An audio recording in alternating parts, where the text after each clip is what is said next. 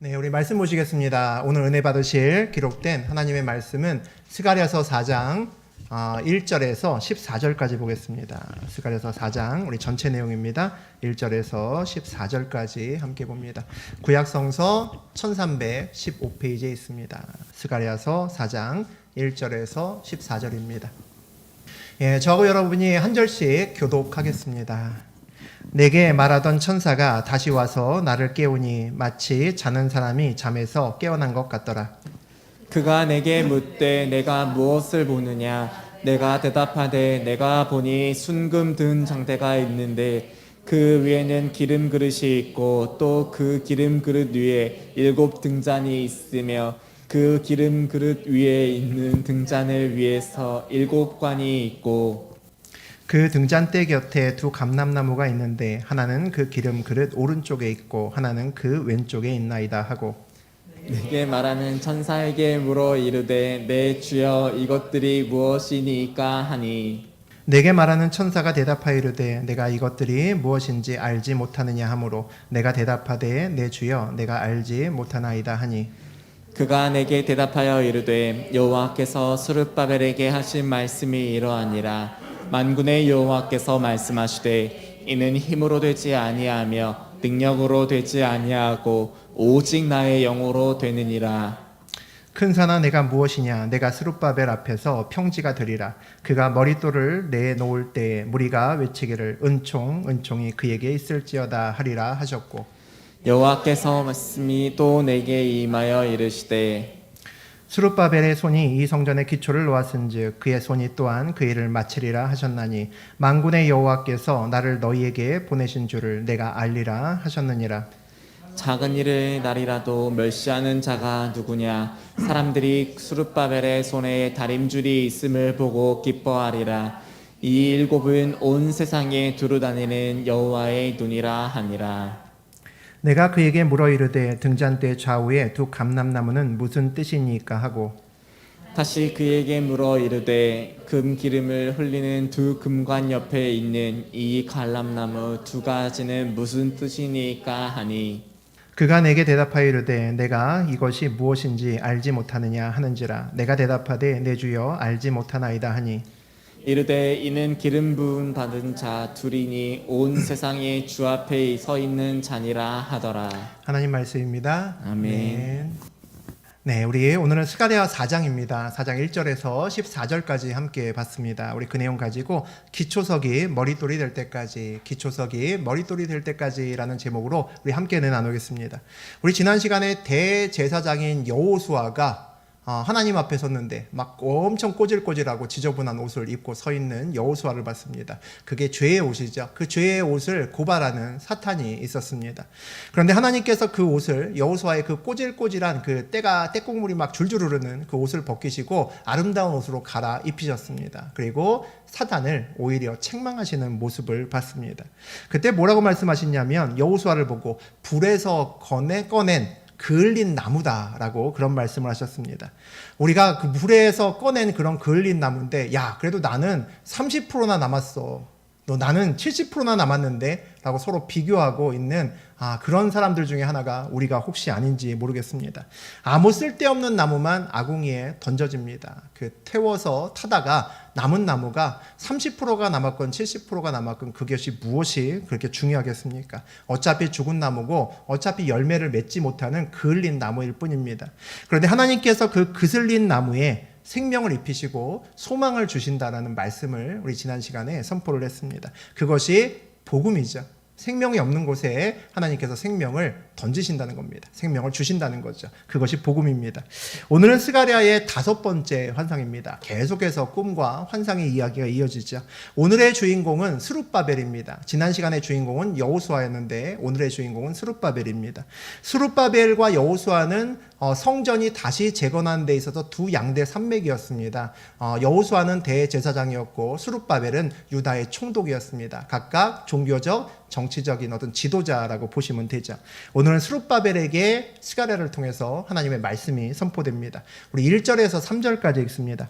내게 말하던 천사가 다시 와서 나를 깨우니 마치 자는 사람이 잠에서 깨어난 것 같더라.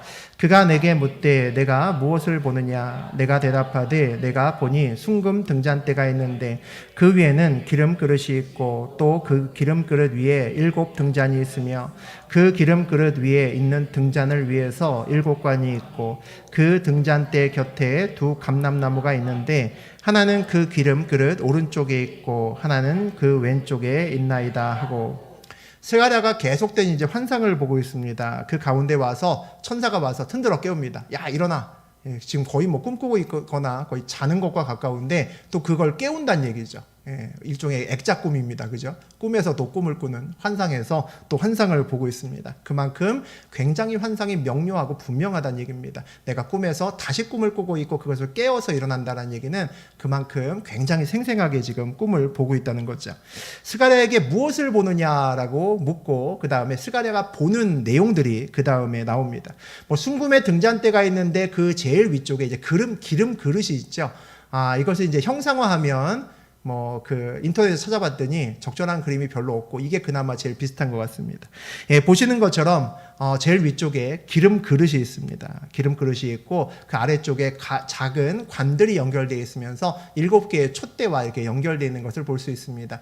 그 기름 그릇은 말 그대로 계속 촛대에서 불을 붙이기 위해서는 기름이 공급돼야겠죠. 제일 위쪽에 그릇에 기름이 가득 차 있을 텐데 그 기름을 계속 가득 채우기 위해서 양쪽에 감람나무가 서 있는 것을 볼 수 있습니다. 그래서 감람나무가 계속해서 더 등잔대 위쪽에 기름 그릇에 기름을 계속 공급을 하면 기름 그릇에서 다시 작은 7개의 관을 통해서 촛대로 기름이 넘어가고 촛대에서 계속 불을 밝힐 수 있구나라고 알 수 있습니다. 이 감람나무는 여러분이 좋아하는 올리브 나무입니다. 올리브 기름이죠. 불에 잘 탈 수 있는 그런 기름 나무라고 보시면 됩니다. 살아있는 나무가 그 기름의 공급을 책임진다는 것은 계속해서 끊임없이 죽을 때까지 기름이 계속 나올 수 있다라는 이야기죠. 불이 계속 타기 위해서 가장 중요한 것은 기름이겠죠. 그래서 기름 그릇이 가장 위쪽에 있습니다. 그리고 중력에 따라서 계속해서 원활하게 기름이 공급될 수 있도록 되어 있죠. 그리고 끊임없이 그 기름을 공급받기 위해서는 무언가 생명이 있는 또는 움직일 수 있는 무언가에 의해서 기름이 계속 공급되어야 됩니다. 생명이 있는 나무에서 공급이 되니까 끊임없이 기름 부음이 이루어질 겁니다. 우리의 인생에서 이것을 적용해 보면 의미 있는 인생길을 걷기 위해서 우리가 반드시 기름 부음이 필요하다라는 것을 알 수 있고요. 그리고 우리 기름 부음의 원천인 예수 그리스도가 기름 그릇으로 가장 높은 곳에 있어야 된다라는 생각을 할 수 있습니다. 또 그리고 우리의 생명을 책임지시는 성령님의 인도하심을 받아서 계속해서 기름 그릇이 채워져야 됨도 알 수 있죠. 우리 4절과 5절 보시겠습니다. 내게 말하는 천사에게 물어 이르되 내 주여 이것들이 무엇이니까 하니 내게 말하는 천사가 대답하여 이르되 내가 이것들이 무엇인지 알지 못하느냐 하므로 내가 대답하되 내 주여 내가 알지 못하나이다 하니, 스가랴가 조금 아까 나왔던 그와 같은 그림 비슷했겠죠. 그것을 이제 환상으로 봤으니 그게 뭔지 어떻게 알겠습니까? 우리도 기도하다가 그런 걸 보면 이해가 안 되죠. 그래서 묻습니다. 천사들에게 묻습니다. 이것들이 무엇입니까? 라고 물을 수밖에 없다는 거죠. 아무리 봐도 모른다는 겁니다. 이 뜻이 갖고 있는, 이 말이 갖고 있는 의미가 뭘까요? 하나님의 뜻은 우리가 우리 머리로 또 이성적으로 합리적으로 봐도 잘 모를 때가 많습니다. 만약에 우리가 이성적으로 합리적으로 하나님의 뜻을 많이 이해할 수 있다면 IQ가 좋은 사람일수록 하나님의 뜻을 더 잘할 겁니다. 그렇겠죠? 수능 점수가 높은 사람일수록 하나님의 판단을 정확하게 읽어낼 겁니다. 그런데 그렇지 않다는 거 여러분이 더 잘 아십니다. 더 많이 알고 더 똑똑한 사람일수록 오히려 믿음이 잘 들어가지 않습니다. 그런 사람 전도하기가 정말 힘든 것 아시잖아요. 더 쉽지 않습니다. 하나님의 뜻은 하나님의 계시와 인도하심이 있어야 그것을 볼 수 있는 눈이 열리고 하나님의 뜻을 알 수 있게 됩니다. 어쩌면 사람은 에덴 동산에서 선악과를 먹었을 때부터 그 다음부터 하나님의 뜻을 온전하게 보지 못하는 사람이 되어버렸다고도 볼 수 있습니다. 선악과를 먹고 나서는 사사기의 삶을 살게 되죠. 어떤 삶입니까? 내 소견에 옳은 대로 행하는 삶으로 바뀝니다. 하나님의 눈이 아니라 이제 내 눈으로 판단하기 시작했다는 거죠. 에덴 동산에서는 벗고 다녀도 아무도 뭐라고 하지 않았습니다. 하나님조차도 벗고 다녀도 아무렇게 그들을 질책하지 않았습니다. 그런데 선악과를 먹고 나서 어떻게 합니까? 얼른 나뭇잎으로 자기의 몸을 가리기 시작합니다. 하나님 눈이 아니라 이제 내 눈으로 판단해서 부끄러운 것과 부끄럽지 않은 것을 스스로 판단하기 시작했다는 거죠. 어떻게 보면 성령님으로 우리가 기름 부으심을 받는다는 것은 내 안에 있는 선악과를 다시 토해내게 하는 과정이다라는 생각이 듭니다. 우리가 성령님의 기름 부으심을 받게 되면 우리가 다시 에덴 동산으로 돌아가서 선악과를 먹기 이전에 하나님의 눈을 가지고 세상을 판단하고 걸어갈 수 있는 힘을 갖게 된다라는 거죠. 내가 아닌 하나님의 눈으로 판단하고 살 수 있게 된다는 겁니다. 오늘 말씀 앞에 온전히 서 있는 우리 스가랴의 태도를 봅니다. 내 주여, 내가 알지 못하나이다. 이 고백이 스가랴의 고백입니다. 말씀 앞에서 겸손하고 자기의 무지함을 내가 진짜 모릅니다 라는 것을 하나님께 고백하고 있죠. 이것이 마음이 가난한 사람이 아닌가라는 생각이 듭니다. 심령이 가난한 자는 복이 있나니 천국이 저희 것이며, 마태복음 5장에 나오는 말씀인데, 주님의 뜻을 알기 위해서는 내가 진짜 부족하고 진짜 모자랍니다. 하나님께서 보여주셔도 저 이거 무슨 소리인지 잘 모릅니다 라는 마음이 있어야 됩니다. 근데 더 중요한 것이 뭐냐면, 하나님의 뜻이 내가 정말 아무리 IQ가 좋고 내가 아무리 좋은 머리를 갖고 있다 하더라도 하나님의 뜻을 내가 진짜 알 수 없습니다. 하나님의 뜻은 그만큼 높습니다라고 고백할 수 있는 것이 훨씬 더 중요합니다. 마음이 가난하다는 것이 내가 보잘것없고 모자라고 정말 나는 아무것도 아니야 라는 것을 느끼는 것이 아니라는 거죠.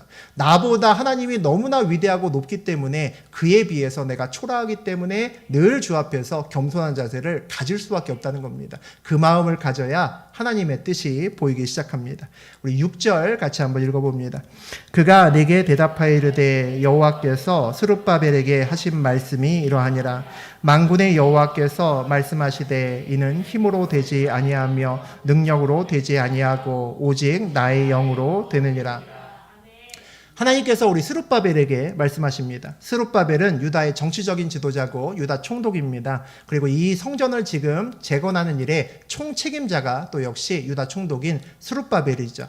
이 사람은 또 그 유다 왕, 이제 지나간 왕이죠. 이제 나라를 빼앗겼으니까 그 마지막 왕인 여호와긴이라고 하는 왕의 손자입니다. 그러니까 앞으로 나라가 재건되면 1순위로 왕이 될 사람이 또 이 스룹바벨이라고 보시면 됩니다. 이 성전 재건을 참 쉽지 않은 마음으로 이거 될 수 있을까? 이거 진짜 지을 수 있을까? 그런 마음으로 지금 스룹바벨이 짓거든요. 그러면서 기도하고 있습니다. 하나님 도와주십시오라고 기도했겠죠. 그죠? 그런데 그에게 오늘 하나님께서 응답을 주십니다. 이는 힘으로 되지 아니하며 능력으로 되지 아니하고 오직 나의 영으로 되느니라. 성전 재건은 사람의 힘이나 사람의 머리나 사람의 노력으로 되는 것이 아니라 오직 하나님으로 인해서 성전이 건축된다. 그것이 이제 응답입니다. 여러분은 어떻게 생각하시는지 모르겠습니다. 이 말씀을 듣고 진짜 감동이다 라고 생각하시는지도 모르겠습니다만 잘 보면 수천 년 전에도 응답의 형태는 비슷하구나라는 것을 알 수 있습니다. 하나님, 우리 사업하는데 제가 사업하는데 1,000만 원 모자랍니다. 하나님, 이거 어떻게 좀 채워주시면 안 되겠습니까? 그런데 하나님이 그렇게 응답하시죠. 먼저 그의 나라와 의를 구하라. 이런 것과 굉장히 비슷한 유의 응답이라고 볼 수 있습니다. 수천 년 전에 스룹바벨도 눈앞에 있는 성전 재건이 왜 힘들었겠습니까? 사람 부족하고 돈 부족하고 여러 가지 거 부족했겠죠. 그거 놓고 기도했을 거 아닙니까? 그런데 성전은 내가 짓는다라고 합니다. 우리가 남의 일이니까 이게 응답 받았구나 박수 칠 일이지만, 내가 기도하는데 저런 응답이 오면 이게 뭐지? 라고 머리를 극적이는 그런 응답이 됩니다. 그런데 하나님의 길을 가려면 이런 영적인 응답을 받았을 때 마음을 다해서 아멘 하고 외치실 수 있어야 하나님의 길을 갑니다. 이게 정말 중요한 겁니다. 하나님의 길은 나의 능력으로 못 가는 길이죠. 그럼 그게 내 길이죠. 나의 능력으로 가면. 내 능력과 내 힘으로 가지 못하기 때문에 하나님이 개입하셔서 저하고 여러분을 이끄시는 겁니다. 그러니까 응답을 받을 때 이게 마음으로 잘 동의가 되지 않는 그런 응답을 받으면 내가 하나님의 길을 제대로 가고 있는 겁니다. 영적인 응답을 받아야 된다는 거죠. 그리고 그 응답을 받을 때 내가 마음으로 전심으로 아멘할 수 있어야 됩니다. 이 응답을 내가 받을 때는 이게 뭐지라는 생각이 드는데 여러분 인생길에서 응답을 받아본 경험이 있으신 분들은 압니다.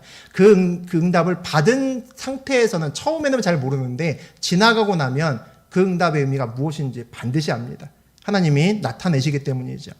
우리 임마누엘 교회도 이전도 돈 쌓아놓고 이전한 거 아닌 거 여러분이 증인이십니다. 다 아시죠? 우리 아무것도 없을 때 이전했으면 좋겠습니다 라고 기도하기 시작했습니다.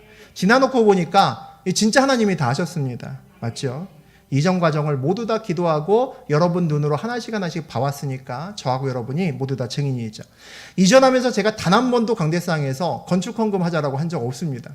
이게 대부분의 교회에서 이전하거나 건축할 때 건축헌금 작정하자라고 하는 교회, 안 하는 교회가 아무도 없을 정도로 이것은 굉장히 희한한 일입니다. 그런데 하나님께서 그런 마음을 주시지 않았습니다. 예, 그래서 그렇게 하지 않았는데 하나님께서 재활성화 사업을 통해서 우리가 작정한 것 그 이상의 헌금을 하나님께서 주셨습니다. 어쩌면 이번이 여리고성 전투인지도 모르겠다라는 생각이 들었습니다. 다음에 우리가 아이성 전투가 되게 되면 그러지 않을 수도 있겠죠. 이번 일을 저하고 우리 성도들, 특히 새벽을 깨우는 성도들, 또 이 밤에 자지 않고 여기에 나와 있는 우리 여러분들에게 하나님이 무언가를 보이시기 위해서 지난 1년 정도를 이끄시지 않았나라는 생각이 듭니다. 우리 모두가 성경의 여리고성 전투를 한 것과 똑같습니다. 여러분이 특별하게 한 것이 아니라 하나님이 온전히 이루시는 것을 봤다는 거죠. 사람의 힘이 아니라 사람의 능력이 아니라 정말 하나님이 하나하나 다 만들어 가시는구나. 내가 아무것도 안 해도 하나님이 이 성전으로 옮기셨겠구나 라는 것을 어느 누구나 다 아실 겁니다.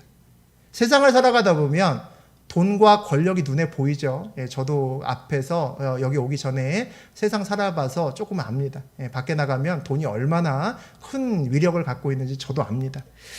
세상은 돈과 권력이 이끌어가는구나 라고 생각이 사실 들 때가 굉장히 많습니다. 그런데 그 가운데 아니다 라고 외칠 수 있는 사람이 되셔야 됩니다.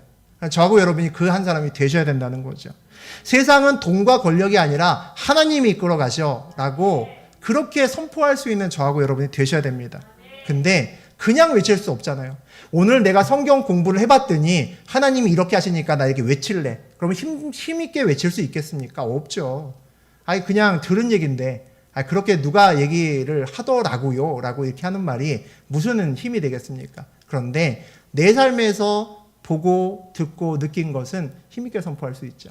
여러분이 임마누엘 교회의 이 이전 과정이 여러분에게 그런 경험과 간증의 내용 중에 하나가 되었으면 좋겠습니다. 그것을 여러분에게 보이시기 위해서 하나님께서 그렇게 하셨구나라는 생각이 듭니다. 우리 7절 같이 보겠습니다. 큰 산아 내가 무엇이냐 내가 스룹바벨 앞에서 평지가 되리라. 그가 머릿돌을 내놓을 때에 무리가 외치기를 은총 은총 그에게 있을지어다 하리라 하셨고, 스룹바벨의 산은 성전 재건을 반대하는 그런 세력들입니다. 성전 재건을 못 짓게 하는 방해하는 무리들이 있었습니다. 그들은 그 당시에 현실적으로 스룹바벨보다 더 돈도 많은 사람이고 스룹바벨보다 더 힘도 많은 사람이죠. 그들이 여럿이 모여서 스룹바벨이 이와 같은 성전 짓는 것을 막습니다. 그러면 세상의 눈으로 보면 어떤 일입니까? 성전 재건은 안 되는 일이죠. 이건 안 되는 일입니다. 나보다 훨씬 더 높은 자리에 있고 나보다 훨씬 더 힘 있는 사람이 방해하는 거죠. 그러니까 될 수가 없는 일입니다. 그들을 향해서 스가랴를 통해서 하나님의 말씀이 선포됩니다. 큰 산아 내가 무엇이냐 내가 스룹바벨 앞에서 평지가 되리라. 놀라운 말씀이죠. 아멘으로 화답하셔야 됩니다. 놀라운 말씀입니다. 여러분 삶에서도 동일한 말씀이 선포될 수 있도록 기도하시고 저 말씀을 붙드셔야 됩니다. 아무리 큰 산이 있어도 네가 뭐냐는 거죠. 네가 스룹바벨 사명자 앞에서는 평평한 것과 다름이 없다라는 겁니다. 아무런 걸림돌이 되지 않는다는 이야기죠.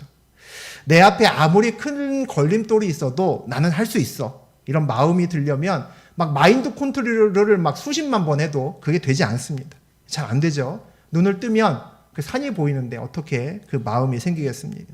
그 마음이 생기려면 어떻게 해야 됩니까? 우리 바로 앞에 봤죠.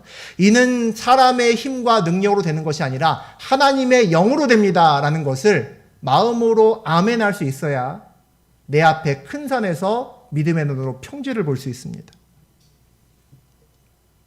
오늘 또 7절에서 어떤 말씀이 나오냐면 그가 머릿돌을 내놓을 때에 무리가 외치기를 은총이 그에게 있을지어다 하였고라는 말이 하리라라는 말이 나옵니다. 이 머릿돌은 이제 건축 다 끝난 다음에 마지막에 거기다가 현판식 하는 겁니다. 마지막에 세우는 돌입니다. 이게 비석이라고 보시면 됩니다. 우리 준공식 할 때 건물마다 뭐 이름도 지어놓고 해갖고 이렇게 새기잖아요. 그것이 머릿돌입니다. 스룹바벨이 머릿돌을 세울 때 백성들이 아멘 아멘 하면서 춤추고 화답한다라는 겁니다.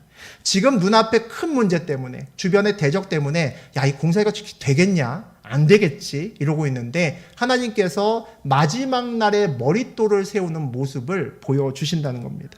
약속하신다는 거죠. 반드시 내가 이것을 이루겠다라는 것을 보여주신다는 겁니다. 이것을 볼 수 있는 눈이 열리셔야 됩니다. 여러분에게 각각의 말씀이 주어진 말씀이 있습니다. 하나님을 믿는 사람들은 그냥 성경 말씀을 그냥 읽고 좋은 말씀이네 이대로 살면 좋겠다가 아닙니다. 우리는 각각의 기도하면서 여러분에게 약속하신 하나님의 말씀이 있습니다. 내 말씀을 붙들고 살아가야 되는데 그 말씀을 받을 때 당신은 나하고 거리가 멀다는 거죠. 그러면 내가 믿음의 눈을 가지고 그 말씀을 붙들고 스룹바벨처럼 내 앞에 있는 산이 평지가 되리라는 것을 믿음으로 반응할 수 있어야 내 삶에서 담대하고 평안하게 지금의 현재를 살아갈 수 있습니다. 그 믿음의 눈이 떠져야 가능하다는 거죠. 우리가 늘 그래서 아마 하나님께 방법을 묻잖아요. 하나님 저 이거 부족한데 이거 없는데 하나님 이거 가야 되는데 이게 없어요. 항상 우리 방법을 묻습니다. 하나님 어떻게 하면 갈 수 있을까요? 근데 대부분의 경우에 다는 아니지만 하나님이 방법을 알려주시는 때도 있지만 대부분의 경우에 우리가 방법을 물으면 하나님은 뜻으로 반응하십니다. 내 뜻이 이거다. 이리로 절로 가라. 뭐 이런 식으로 반응을 하시죠. 방법을 알려줘도 믿음이 없으면 못 갑니다. 여러분 인생길에서 잘 보시면 하나님께서 그때 그 순간에 나한테 일로 가라고 하면 내가 갈 수 있었을까? 아마 쉽지 않았을 겁니다. 그래서 하나님이 많은 경우에 방법을 물어도 뜻으로 아버지가 대답을 하시는 이유가 거기 있습니다. 그것을 붙들 수 있는 믿음이 있어야 되기 때문이죠. 우리 8절과 9절 봅니다. 여호와의 말씀이 또 내게 임하여 이르시되 스룹바벨의 손이 그의 손이 또한 그 일을 마치리라 하셨나니 만군의 여호와께서 나를 너희에게 보내신 줄을 내가 알리라 하셨느니라. 16년 전에 여호수아와 또 오늘 주인공 스룹바벨이 이제 바벨론에서 다시 왔죠. 예루살렘으로 왔습니다. 그 다음에 그들이 이제 성전 재건을 하는데 당연히 스룹바벨이 이제 이 공사에 책임자죠. 그러니까 기초석, 제일 처음에 첫 돌을 놓았다라는 겁니다. 그런데 놀라운 말씀이죠. 하나님께서 이 기초석을 놨던 스룹바벨을 기억하시고 이 스룹바벨을 어떻게 쓰신다 그랬습니까? 우리 방금 전에 앞절에서 보니까 그가 머릿돌, 마지막 돌을 놓게 하신다라고 되어 있습니다. 이게 굉장히 놀라운 얘기입니다. 하나님의 계획에 동참하는 것은 다 아름답습니다. 귀하죠. 그런데 특히 처음에 아무것도 없을 때 기초석을 놓는 그 믿음의 순종을 하나님께서 굉장히 귀하게 보신다라는 것을 오늘 알 수 있습니다. 저는 우리 임마누엘 교회도 마찬가지라고 생각합니다. 앞으로 임마누엘 교회가 하나님이 응답하시는 부르시는 길대로 가면 점점 성장하고 아마도 많은 일꾼들이 들어올 겁니다. 앞으로도 들어오고 교회가 더 성장하면 더 많은 일을 하겠죠. 그런데 교회가 아직 어려울 때 아무것도 없었을 때 거기에 기초석을 세우신 분들이 바로 이 자리에 앉아 계신 여러분들입니다. 여러분들이 그 순종함으로 기초석을 놓았던 여러분들을 하나님께서 저는 반드시 기억하실 거라고 생각합니다. 옛날에 제가 믿음이 별로 없었을 때 교회에서 그런 얘기들 가끔 했습니다. 어르신들이 개척교회 가서 봉사하면 하나님께서 복을 주신다. 그런 얘기를 들었습니다. 그게 무슨 말인지 잘 몰랐습니다. 교회는 다 똑같은 교회인데 왜 개척교회만 가면은 복을 받을까? 큰 교회 가도 복 받지. 전 그렇게 생각했습니다. 야, 개척교회 사람이 없으니까 꼬시는 말이야 라고 생각했습니다. 그런데 요즘에 제가 개척교회를 하니까 조금 알 것 같습니다. 개척교회에 순종하는 것이 일종의 기초석을 놓는 마음입니다. 아무것도 없을 때 기초석을 놓는 그 믿음을 하나님께서 굉장히 귀하게 보시는구나라는 생각이 듭니다. 제가 2년 정도 지나가면서 함께했던 여러분들을 보니까 그 말이 맞구나라는 것을 느껴질 때가 한두 번이 아닙니다. 끝까지 기초석을 놓았던 그 순종을 가지고 끝까지 순종하셔서 머릿돌도 놓으시는 축복을 받으시기를 주의 이름으로 축복합니다. 머릿돌을 놓으려면 교회가 정말 바르고 건강하게 가야겠죠. 믿음으로 끝까지 세워져야 될 겁니다. 하나의 믿음의 공동체가 정말 거룩하고 온전히 갈 때 하나님께서 그 공동체에 놀라운 역사와 많은 것들을 부으신다라고 저는 생각합니다. 그러기 위해서는 리더인 제가 정말 똑바로 살아야겠죠. 정말로 바르게 살아야 될 겁니다. 그래서 저를 위해서 기도 많이 해줘야 됩니다. 이 교회가 바르게 그리고 문제 없이 제가 타락하지 않고 딴짓 안 하고 주님께만 온전히 순종하면서 끝까지 걸어갈 수 있도록 여러분이 기도해 주셔야 됩니다. 저도 여러분도 모두 다 머릿돌을 놓는 그날까지 믿음으로 서고 순종하며 모두가 간증자 되기를 주의 이름으로 축복하겠습니다. 우리 10절 읽어봅니다. 작은 일의 날이라고 멸시하는 자가 누구냐? 사람들이 스룹바벨의 손에 다림줄이 있음을 보고 기뻐하리라. 이 일곱은 온 세상에 두루 다니는 여호와의 눈이라 하리라. 하나님이 물으십니다. 이 성전이 초라하다고, 이 사명이 작다고 깔보고 멸시하는 자가 누구냐라고 묻습니다. 우리가 이전에 우리 이 스갈에서 나누기 바로 전에 학개서를 나눴죠. 같은 시대 거였습니다. 학개서에 어떤 내용이 나왔었냐면 이 두 번째 성전이죠. 솔로몬 성전이 제1성전이고 지금 이 스룹바벨의 성전이 제2성전인데 제2성전을 짓는 동안에 내부에서 굉장히 큰 갈등이 빚어집니다. 그게 뭐였냐면 옛날에 그 솔로몬의 그 화려한 성전을 봤던 사람들입니다. 그 사람들이 그 성전을 보았던 그 사람들이 스룹바벨이 제2성전의 기초석을 놓는데 어떤 일을 하냐면 펑펑 웁니다. 꺼이 대성통곡을 합니다. 슬프다는 거죠. 야, 옛날에 내가 봤던 그 성전이 있었는데 야, 이게 뭐냐 도대체. 야, 하나님도 안 오시겠다, 야, 이 성전에는. 그러고 대성통곡을 합니다. 하나님의 성전을 짓는 자리에서 그들이 대성통곡을 하고 우니까 축제가 아니라 어떻게 되겠습니까? 완전히 그 처음 짓는 성전의 그 분위기가 완전히 싸해졌겠죠. 야, 차라리 안 짓는 게 낫겠다라는 그런 사람들의 생각이 들기 시작합니다. 야, 이 성전에 하나님 오시겠냐? 하나님도 이 성전 보면 화내실 것 같아. 이런 분위기가 만들어졌다는 겁니다. 그냥 보면 굉장히 믿음 좋은 것 같은데 아니라는 거죠. 이런 문제 때문에 대적이 아니라 내 스스로였던 자괴감 때문에 무너지는 일이 굉장히 많습니다. 우리가 예배당을 보느냐 아니면 하나님의 임재를 보느냐가 굉장히 중요합니다. 크고 화려한 예배당 지었는데 그 안에 하나님이 온전히 오지 않으시다면 큰 예배당 짓는 것이 무슨 의미가 있겠습니까?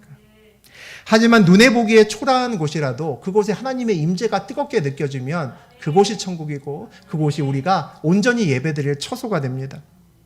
다윗이 성전을 보고 춤춘 것이 아니잖아요. 뭘 보고 춤췄습니까? 그냥 나무 괴짝입니다.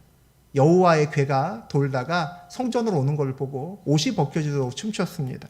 우리도 마찬가지죠. 내가 어렵고 힘든 중에라도 하나님이 내 삶에 임재하시면 괜찮은 겁니다. 아무 문제 없는 겁니다. 하나님이 나를 끌고 가시기 때문에 이 모든 것은 지나가는 과정이 되기 때문입니다. 내가 돈 벌고 잘 벌고 높은 자리에 올라가도 내 삶에서 하나님의 인도하심이 보이지 않고 내가 할 수 있는 것들이 점점 많아진다라고 느껴지면 그때는 문제입니다. 내 눈에 하나님보다 세상이 먼저 보이기 때문이죠. 사람들이 스룹바벨의 손에 다림줄이 있음을 보고 기뻐하리라. 이 일곱은 온 세상에 두루 다니는 여호와의 눈이라 하니라 라고 되어 있습니다. 오늘도 여전히 스룹바벨의 손에는 뭐가 들려 있습니까? 다림줄이 들려 있습니다. 그것을 기뻐하라는 거죠. 이게 굉장히 중요한 얘기인 것 같습니다. 여러분의 지금 손에 뭐가 들려 있는지를 보셔야 됩니다. 때로 내가 하고 있는 일이 초라해 보일 때가 있습니다. 내가 있는 이 자리가 진짜 별거 아니기에 그렇게 보일 때가 있습니다. 이게 무슨 의미가 있을까? 내가 지금 이거 하는 게 무슨 의미가 있지? 이런 생각이 들 때가 있습니다. 남이 비웃는 것 같다라는 생각도 들고 심지어는 솔직히 내가 봐도 이거 좀 힘 빠지고 별거 아니네 라는 생각이 들 때가 있다는 거죠. 근데 그럴 때도 여전히 우리의 손에는 뭐가 들려 있어야 됩니까? 다림줄이 들려 있어야 됩니다. 때로는 그것이 믿음이라는 거죠. 내 마음이 사명지로 달려가고 싶은 마음이 별로 없어도 그곳에 강제로라도 내 몸은 그 사명지에 있어야 되고 내 손에는 다림줄을 붙들어야 됩니다. 때로는 그것이 저하고 여러분의 믿음의 표현일 수 있습니다. 제가 설교 준비하다가 이 말을 해야 될까 조금 고민이 됐는데 하나님께서 기도 중에 말씀을 하라고 하셔서 그냥 말하겠습니다. 아마도 오늘 말씀 듣는 중에 누군가에게 해당되는 말씀 같습니다. 그 사람을 정확히 알려주셨으면 제가 그 사람한테 말을 했을 텐데 알려주지 않아서 그냥 얘기를 합니다. 자기 자리가 아니라 자꾸 다른 자리에 가 있는 사람이 있다라고 말씀하시더라고요. 스스로 아는데 합리화하고 귀에 걸면 귀걸이, 코에 걸면 코걸이식으로 말씀을 적용하는 그런 사람이 있다라고 말씀하셨습니다. 누군지 알려주진 않으셨어요. 오늘 수룹바벨처럼 내 마음이 다 동의되지 않더라도 내 사명지에서 강제로 다림줄을 드셔야 됩니다. 그것이 때로는 믿음의 표현이라는 거죠. 그래야 과거에 내가 놓았던 그 믿음의 기초석이 바뀌어서 머릿돌이 될 수 있습니다. 그 믿음을 가지시고 그 머릿돌을 놓으시려면 내가 쉽지 않은 순간에 내 사명지에서 다림돌을 들 수 있는 믿음을 보이셔야 됩니다. 우리는 내 머리로 동의될 때만 충성하는 사람이 아닙니다. 우리 뱃속에 있는, 여러분 뱃속에 있는 선악과를 토해내셔야 됩니다. 내 판단이 아니라 주님의 판단을 신뢰해야 된다는 거죠. 삶에서 그 믿음의 표현이 내 사명지에서 꿋꿋하게 동의되지 않아도 다림줄을 들고 서 있는 겁니다. 세상이 비웃어도 심지어는 내가 동의하지 않아도 다림줄을 들고 서 있어야 되는 이유가 뭡니까? 세상을 두루다니며 감찰하시는 여호와의 7개의 눈이 있기 때문입니다. 그것을 보기 때문이죠.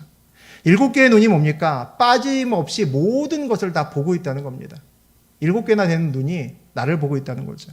나를 바라보는 세상의 눈을 의식하면 때로는 내 다림줄을 내팽개치고 싶은 생각이 들 때가 있습니다. 이게 무슨 의미가 있나? 저게 더 좋아 보이는데 라고 생각할 수 있습니다. 그런데 하나님이 나를 보시는 7개의 눈을 내가 볼 수 있으면 꿋꿋하게 내 자리에서 다림줄을 붙들고 서 있을 수 있습니다. 우리 11절에서 14절까지 보겠습니다.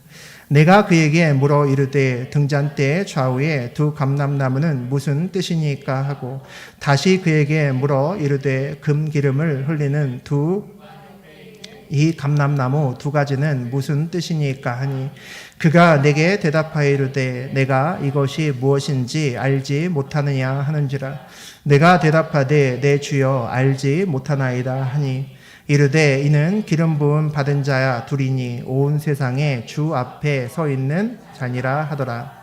스가랴가 또 묻습니다. 등잔대 왼쪽 오른쪽에 있는 2개의 감람나무는 도대체 뭡니까? 라고 묻는다는 거죠. 천사가 하나님께서 하나님의 기름 부은 자다. 그러니까 여호수아와 그리고 누굽니까? 우리 스룹바벨을 이야기한다라고 말씀하십니다. 하나님이 어떤 일을 하실 때마다 그 일을 담당할 수 있는 사람을 먼저 선택하십니다. 성전을 짓기 위해서 하나님 사람 같으면 우리가 성전을 지을 때 우리 뭐부터 준비하겠습니까? 나무 준비해야죠. 돈 준비해야죠. 사람 준비하겠죠. 그런 거 다 되면 야 이제 지읍시다 그럴 거 아니에요. 그런데 하나님은 그렇게 일하시지 않습니다. 성전을 짓겠다 하면 이 성전을 맡길 사람을 선택하셔서 그를 세우십니다. 그것이 하나님 일의 시작이라는 거죠. 그리고 그를 기름 부읍니다. 기름 붓는다는 게 뭡니까? 하나님과 온전히 연결되는 것이 기름 붓는다는 겁니다. 세상을 향한 하나님의 온전한 통로가 된다는 것이 기름 붓는다는 거죠. 그래서 기름 부음을 받은 자에게는 늘 하나님의 영이 임합니다. 그래서 저하고 여러분이 모두 다 기름 부음을 받아야 되는 사람들이고 기름 부음을 받기 위해서 기도해야 되는 이유가 또 여기 있습니다. 기름 부음을 받는다는 것은 구체적인 하나님의 계획 안으로 들어간다는 겁니다. 내 사명과 내가 나아가야 될 길이 굉장히 구체적으로 내 앞에 열린다는 거죠. 그 기름 부음을 받는 자의 위치가 어딘가를 보면 먼저 감람나무의 위치가 기름 부은 자의 위치임을 볼 수 있습니다. 끊임없이 기름을 흘려보내서 세상에 빛을 비추게 하는 목적으로 기름을 흘려보내야 되는 것이 감람나무의 역할입니다. 하나님께서 저하고 여러분에게 무엇인가를 부어주신다면 그것은 흘려보내라고 보내주신 겁니다. 그렇게 부어주신 거죠. 그래야 우리가 세상에서 빛과 소금으로 살 수 있죠. 우리가 빛과 소금으로 살 곳은 이 교회가 아니라 세상입니다. 세상에서 여러분이 하나님을 드러내셔야 됩니다. 나는 하나님 사람이고 내가 하나님 사람으로서 내가 이렇게 살아간다는 것을 드러내셔야 된다는 거죠. 여러분이 온전히 흘려보낼 때 하나님께서 여러분에게 놀랍게 축복하시고 부어주실 것을 저는 믿어 의심치 않습니다. 기름 부은 자의 두 번째 자리는 어디입니까? 온 세상의 주 앞에 서 있는 자라고 되어 있습니다. 이게 기름 부은 자의 또 다른 자리입니다. 세상을 끊임없이 밝힐 수 있도록 흘려보내는 자의 사명을 감당하려면 늘 언제나 하나님 앞에 서 있어야 됩니다. 그래야 하나님 것을 계속 받아서 흘려보낼 수 있죠. 내 것만 흘려보내면 언제까지 흘려보내겠습니까? 좀 있으면 다 동나죠. 그러니까 하나님께서 받은 것을 흘려보내야 끊임없이 불을 태우면서 촛불을 켜나갈 수 있습니다. 하나님의 통로가 되는 삶을 살아낼 수 있다는 거죠. 저하고 여러분의 삶에서 한때 믿음으로 놓았던 기초석이 있습니다. 여러분 삶에 분명히 있습니다. 임마누엘 교회도 그 중에 하나가 될 거고요. 그 기초석이 머릿돌이 되게 하는 그런 삶을 살아내셔야 됩니다. 그러기 위해서는 내 머리에 이해되지 않아도, 마음으로 동의되지 않아도 내 사명의 자리가 어딘지 그 자리를 명확히 찾으셔서 거기에서 다림줄을 들고 서 계셔야 됩니다. 힘들어도 보잘것없고 아닌 것 같아도 그 다림줄을 갖고 서 계셔야 됩니다. 다른 사람이 아니라고 해도 하나님께서 그것이 맞다고 하면 그 줄을 들고 거기 서 계실 수 있어야 됩니다. 세상의 눈이 아니라 하나님의 7개의 눈에 반응할 수 있는 저하고 여러분 되셨으면 좋겠습니다. 그렇게 순종하며 걸어가면 여러분 앞에 있는 어떤 높은 산이라도 평지가 되는 역사가 여러분 삶에서 일어날 겁니다. 그리고 온전히 기름 부은 자리에 서시였으면 좋겠습니다. 여러분과 제 인생길 그렇게 길지 않습니다. 언제 어떻게 될지 모릅니다. 80세, 90세까지 사는 사람들도 있지만 그 전에 가는 사람들이 훨씬 더 많고 훨씬 더 일찍 가는 사람도 있습니다. 우리 남아있는 인생길 동안에 세상의 빛을 밝히며 정말 하나님의 온전한 통로로 살아가다가 머릿돌을 세우고 하나님께 가시는 저하고 여러분 되시기를 주의 이름으로 축복합니다.